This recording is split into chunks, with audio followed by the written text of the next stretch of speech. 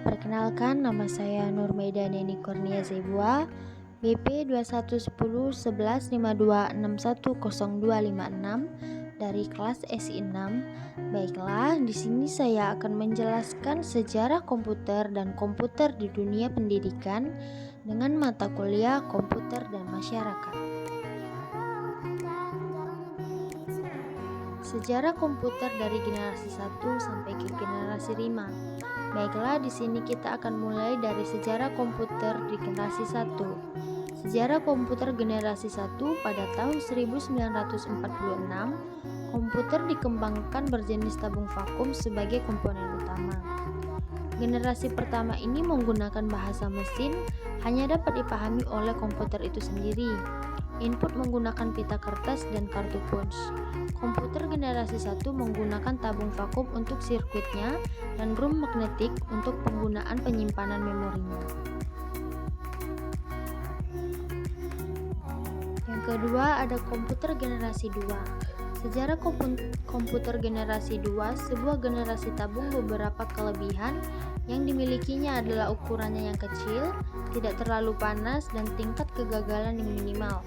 Generasi ini tidak lagi menggunakan bahasa mesin seperti dulu, digantikan oleh bahasa Fortran dan COBOL. Oleh karena itu dapat dikatakan bahwa komputer transistor lebih unggul daripada vakum. Fitur-fiturnya adalah sebagai berikut. Yang pertama ada proses operasinya cepat. Yang kedua, kembangkan memori skor magnetik sebagai memori utama. Yang ketiga, penggunaan program diarahkan tidak hanya untuk manajemen bisnis, tetapi juga untuk teknis. Yang keempat, dapat menjalankan proses berbagai waktu nyata dan di dunia nyata. Yang kelima, memiliki bahasa pemrograman tinggi. Yang ketiga ada komputer generasi 3. Sejarah komputer generasi ketiga memiliki bentuk transistor kecil dan ditempatkan pada IC beserta beberapa resistor dan kapasitor. Dikembangkannya pertama kali oleh ahli listrik Jack Kelby. Keuntungannya adalah cepat dan lebih efisien. Ini juga merupakan komputer pertama yang menggunakan layar monitor dan keyboard. Fungsi-fungsinya adalah sebagai berikut. Yang pertama ada kapasitas penyimpanan yang lebih besar. Yang kedua, gunakan terminal tampilan visual yang dapat menghasilkan suara. Yang ketiga, media penyimpanan berkapasitas besar. Yang keempat, ada performanya lebih tinggi karena menggunakan IC. Sedangkan yang kelima, pembaruan perangkat lunak. Yang keempat, ada komputer generasi 4. Sejarah komputer generasi keempat pertama kali diproduksi oleh IBM pada tahun 1971. Komputer generasi keempat ini pada tahun 1981 IBM memperkenalkan penggunaan komputer pribadi atau PC untuk penggunaan di mana saja. Jumlah PC yang digunakan meningkat dari 3 juta pada tahun 1981 menjadi 5,6 juta pada tahun 1982. Yang kelima ada komputer generasi kelima. Sejarah komputer generasi 5 memiliki perkembangan komputer terbaru adalah munculnya teknologi yang disebut AI. Ini mempunyai kecerdasan buatan untuk membuat melakukan input lebih sangat baik. Dengan teknologi ini, kamu tetap dapat memasuki bahasa yang kamu gunakan sehari-hari, beradaptasi dengan situasi, dan mengenal lingkungan kamu. Banyak pengembangan sudah start memakai komputer masa depan. Pengembangan oleh Intel dan Microsoft diprakarsai oleh Bill Gates, pelopor standar perangkat keras dan perangkat lunak di seluruh dunia. Itu dibentuk oleh munculnya smartphone, tablet, netbook, dan banyak lagi.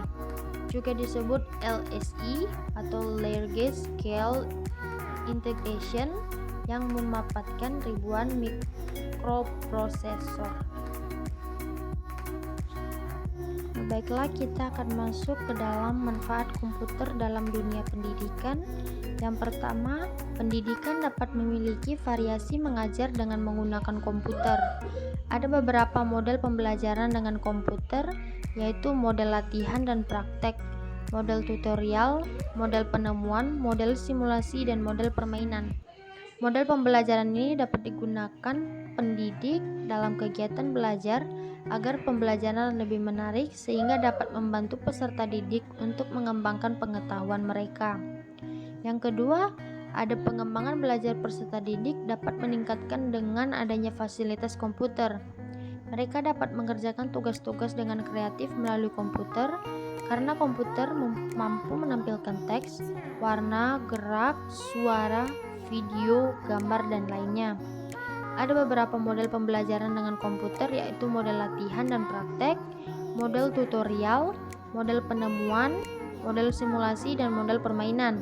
Model pembelajaran ini dapat digunakan peserta didik dalam kegiatan pembelajaran agar pembelajaran lebih menarik sehingga dapat membantu peserta didik untuk mengembangkan pengetahuan mereka.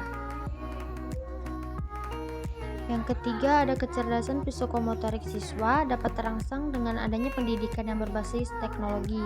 Siswa dapat menentukan jenis atau arah pendidikan yang mana yang bermanfaat baginya untuk meningkatkan kualitas pendidikannya. Sedangkan yang keempat, ada komputer adalah media atau alat untuk memudahkan pekerjaan. Akan tetapi, kunci terciptanya kualitas pendidikan yang baik adalah dari dalam diri pengguna komputer tersebut, baik pendidik maupun peserta didik. Baiklah, sekian pemaparan dari saya. Jika ada salah-salah kata, mohon dimaafkan. Sekian, terima kasih.